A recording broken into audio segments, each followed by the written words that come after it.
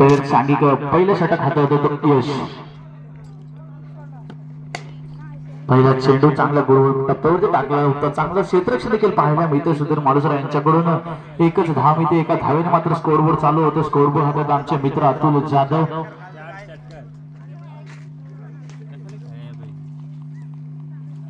सुंदर असं सामना मात्र चालू आहे. याच्यानंतर लगेचच फायनल देखील होईल. फायनल कोणामध्ये होणार? फायनल मध्ये मात्र रानवडी संघ दाखल झालेला आहे. त्याच्यामध्ये जो संघ जिंकेल तो नक्कीच फायनल रानवडी सोबत खेळेल. रानवडी संघामध्ये पाहायला गेलं तर उमेशने एक तारकेबाजी फलंदाजी केली आहे पहिल्या सामन्यापासून. फुलटॉस चेंडू आहे. पाहिजे किती धाव मिळतील आणि तिथं थोडंसं मिस अंडरस्टँडिंग मात्र चांगलं कमबॅक करतो तो गीतेश. लेकिन खराब थ्रो मात्र पाहायला मिळतो तो गीतेशच्याकडून. 2 धाव मिळाल्या दरम्यान धावसंख्या जाऊन पोहोचेल 3 या आकड्यावरती.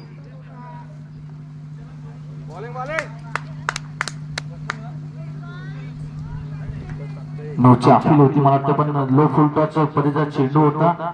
नक्कीच चांगली पंचाची भूमिका पार पाडताना मयूर कदम. सुंदर चेंडू पाहायला मिळतोय.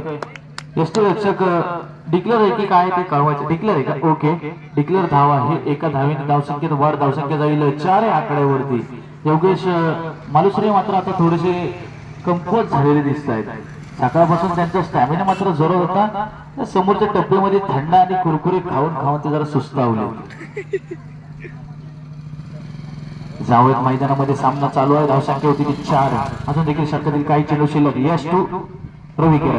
सुंदर चेंडू खोलवरचा चेंडू होता मात्र आता देखील डिक्लेअर झोन मध्ये. मला असं वाटतं योगेश मालुसरे मुद्दाम पकडत नसतील कारण कोंड्याच्या स्ट्राईकला त्यांना माहिती मोठे मोठे फटके मात्र त्याच्या बॅट मधून निघतील. नक्कीच चतुराने देखील करतायत ते. रवी किरणला मात्र स्ट्राईक आउट होतं. धावसंख्या मात्र जाऊन पोहोचेल 5 या आकड्यावरती. 4 चेंडूने 5 धावा. 2 चेंडू शिल्लक आहेत. स्ट्राईकला तर रवी किरण.